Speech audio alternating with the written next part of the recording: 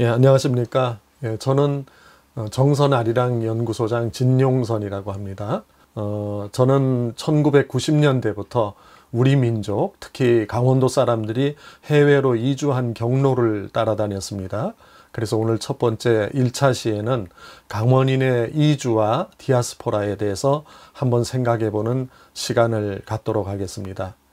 역사적으로 돌이켜보면은 1800년대 후반 그리고 1900년대 초반은 우리 민족에게 굉장히 힘겨운 역사의 시간들이었을 것이라고 생각을 합니다.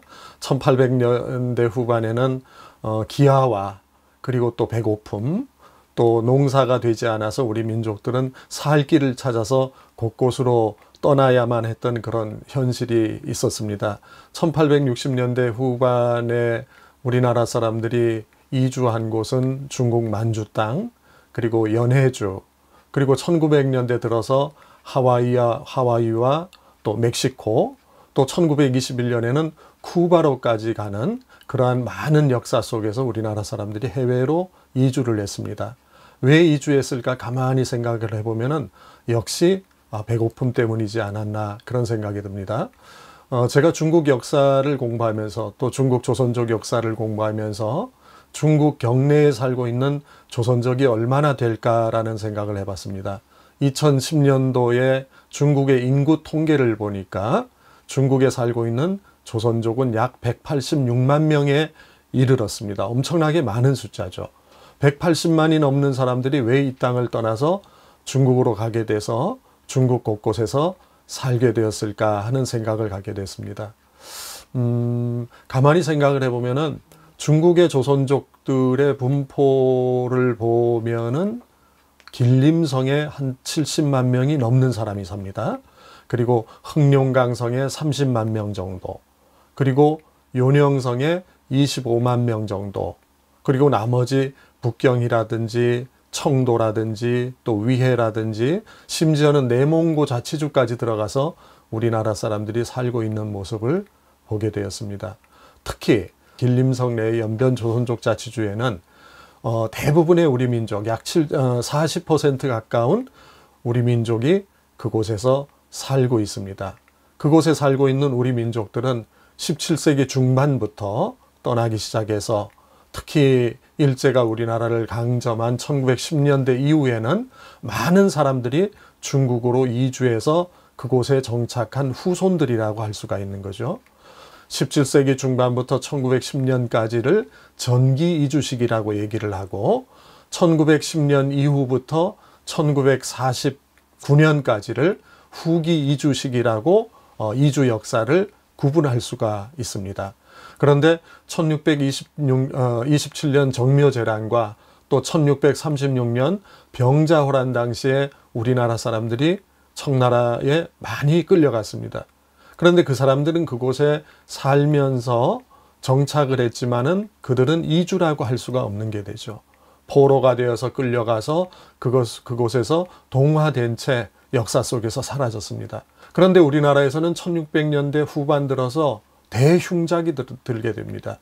그러니까 1600년대부터 1700년대, 1800년대의 이 200년이라고 하는 기간은 함경도 지방 사람들은 거의 살아가지 못하는 지경에 이르게 되었던 거죠.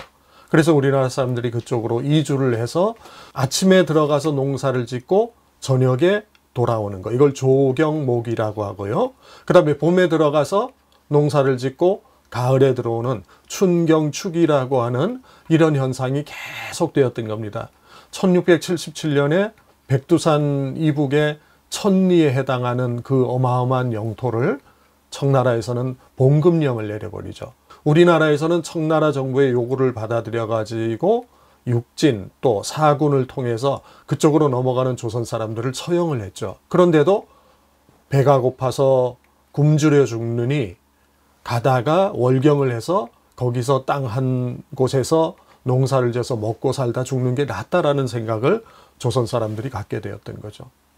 그러다가 이제 1740년에 청나라 정부가 전면적으로 봉금 정책을 펼치게 되죠. 그러면서 이제 그 당시에 거기 들어가 있는 우리 조선 사람들에게는 만주 성씨를 갖게끔 했습니다. 1810년부터 1830년대까지는 정말 우리가 상상하지 못했던 그런 재난이 우리나라에 일어나게 됩니다. 그래서 함경도 지역을 중심으로 해서 10만 명이라고 하는 사람이 아사를 하게 되고, 이 10만 명이 아사한 것을 돌봐줘야 될 정부는 삼정이 문란돼서 세파에 휩싸여 가지고 나라가 정치를 못하게 되죠. 그래서 옛날 역사책에 보면은 함경도를 화외지지라고 하는 표현을 씁니다. 교화가 미치지 않는 지역. 그러니까 이제 1863년이 돼서 무산의 최운보라는 사람하고 또 함경도 경흥의 양흥모라고 하는 사람의 가족 13가구 60명이 처음으로 두만강을 건너서 러시아 연해주로 들어가게 됩니다. 이게 1863년의 일입니다. 러시아 연해주에 들어가서 보시에트만이라고 하는 우리나라 꼭대기가 되죠. 태진해강 유역에서 농사를 지으면서 산 것이 처음으로 공식적인 이주의 역사입니다. 그래서 1800년대 중후반이 되면은 벌써 만주 땅에는 조선 사람들이 사는 마을이 120곳이 넘게 돼버려요. 이렇게 어마어마한 사람들이 중국 땅으로 들어가서 곳곳에서 농사를 지으면서 살게 되었죠. 이래서 전기 이주 시기에 우리나라 사람들이 중국 땅에 약 한 20만 명이 넘는 사람들이 공식적으로 정착하게 됩니다.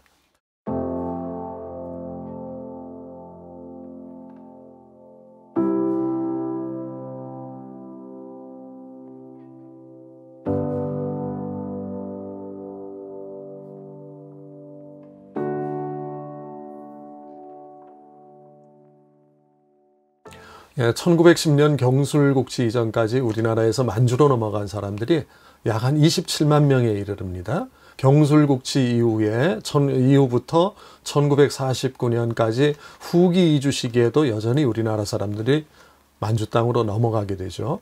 그 첫 번째 이유는 3.1운동이 일어난 직후에 우리나라의 많은 사람들이 중국 땅으로 피신을 한 사람들이 있었고요. 또 한편으로는 이제 1920년도 들어서 우리나라 사람들이 만주 땅에 가면은 땅이 널렸다, 또 농사 지을 곳이 많다, 배고픔을 덜 수 있다, 이런 소문이 나서 많은 사람들이 중국 땅으로 넘어가게 됩니다. 특히 1907년에 일제가 일러 조약을 맺고 또 1909년에 간도 협약을 맺게 되죠.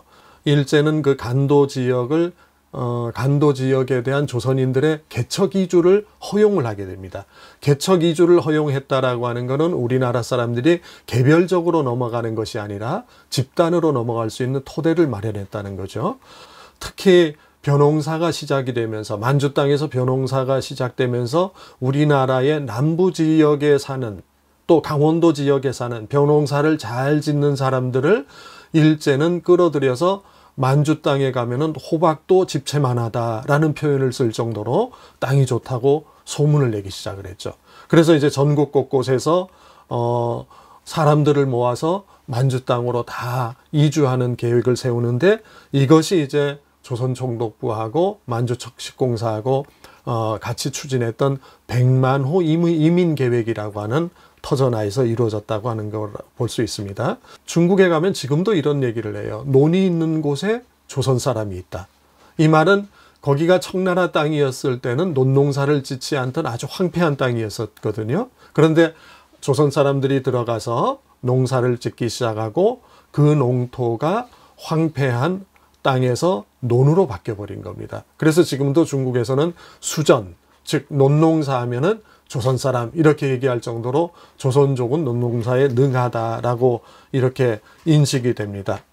1937년대 들어서 이제 우리나라에서 집단 이민이 시작이 되는 거죠. 집단 이민이라고 하는 거는 말 그대로 마을 단위로 이주를 시키고 또 모집을 해서 이주시키고 하는 이런 형태의 이주가 되는데, 중국에 가는 우리 조선 사람들이 논농사에 능하다라고 하는 것을 일제가 알면서부터 중국에 침략한 일본군의 군량미 해결을 위해서 조선 사람들을 적극적으로 이용하는 그런 현상까지도 나타나게 되는 것입니다. 미작 기술이 뛰어나다 보니까, 쌀농사를 잘 짓다 보니까 강원도 사람들을 끌어들여서 중국의 안도나 연길이나 또 왕청이라든지 용정이라든지 이런 일대에 2,500개의 부락을, 집단 부락을 만들어서 조선 사람들을 이주시키게 되는 거죠. 그때 이제 대표적인 중심지가 되었던 곳이 어디냐면은